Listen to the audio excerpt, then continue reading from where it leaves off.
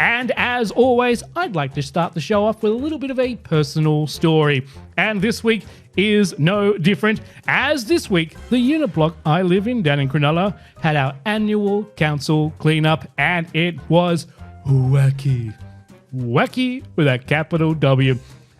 I took the experience to social media, to the Anything Sutherland Shire Facebook page. Love the page, regular poster, love the conversation. But I tell you what, some of the responses I got were even weirder than the council cleanup itself. Let me explain. The post I made reads, "Council cleanups are insane. What is wrong with people? We have had people digging through the pile of trash into the crazy hours of the night, tearing through garbage bags, leaving mess everywhere, pulling apart neatly stacked piles, neighbours adding to the pile with no care for where they put things or the damage they do to the front of property, and worse, the erratic driving of scavengers hitting parked cars in the street. I understand times are tough and people might be looking for something to help them through whatever they're going through. But have some respect for the block you're making a mess of and the poor collectors who have to clean it up." The post continues, "Also, is there an app or a page where cleanups are announced? I'm on a not very busy street and there has been a steady stream of people coming and going for the past 24 hours. End post. It turns out there are many Facebook pages where scavengers post pictures and addresses for other scavengers to go visit. And that they did. You know, as a unit block down in Cronulla, we're a pretty organised group. We actively meet, we discuss things like our council cleanup, and we're all in a group chat on WhatsApp and communicate there. Renters, owners, we all do our bit. And you know, we had a pretty well-organised cleanup. We all helped each other move heavy items. We stacked it all as best we could as per council requirements. In fact, we even discussed what we were all taking out. Like, people had mattresses and lounges and some white goods.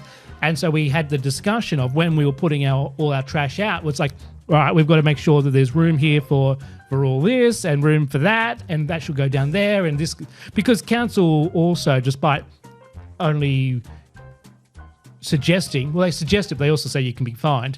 You're only allowed to take things out the night before, the day before the council cleanup. And I did not know this. I always thought the cleanup was first thing in the morning. They came and collected all the trash first thing in the morning. Turns out they collect all day up until about 2:30. So ours wasn't taken till 1 o'clock, which added to the craziness of the cleanup and why I'm ranting about it here on the show this week.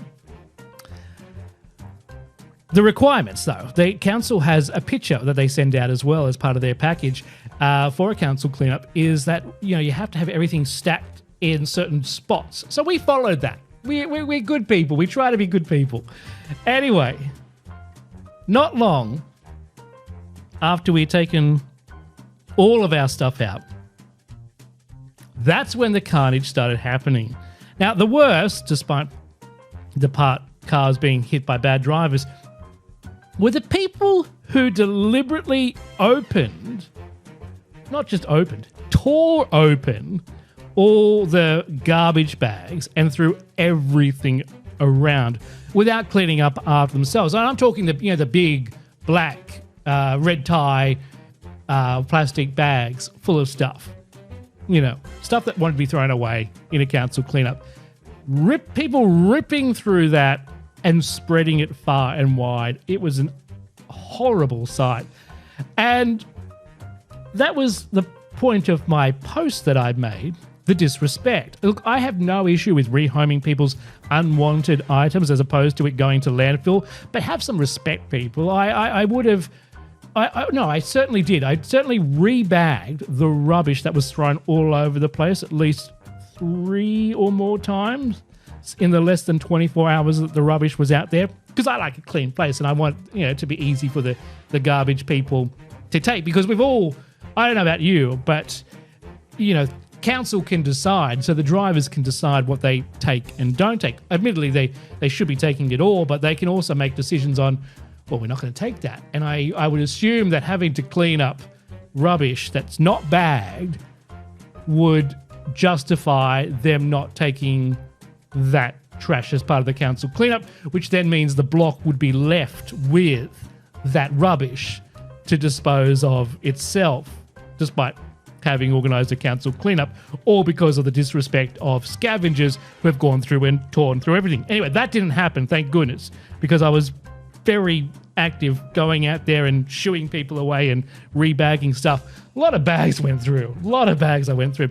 But the comments under my post that I posted to Facebook, I tell you what, some people really need to learn how to read what was written and then learn how to show a basic level of understanding of what they are reading before commenting and projecting their own whatever their problem is in the comment section. Because that was clearly evident. So many people posting comments or responses off track, missing the point of the post, and worse, mostly men just being douchebags with their comments. Now, when I say projecting, I mean comments like this one. It reads, "How about instead of relying on council to dispose of your rubbish, you find a way to rehome, reuse and recycle all your own waste? Personally, I find it shocking how many people just dump their unwanted house goods, personal items onto the curb, not caring that it will go to landfill. Then complain about people collecting their trash. Think before you buy and buy less. Hashtag war against waste." This is projection, ladies and gentlemen, them, they, and all of the highest level. Projecting their own moralistic high self-worth and grandstanding on an issue at the highest level. The high road had been tooketh. Take it. Talk about missing the point. Missed it by that much. Close but no cigar.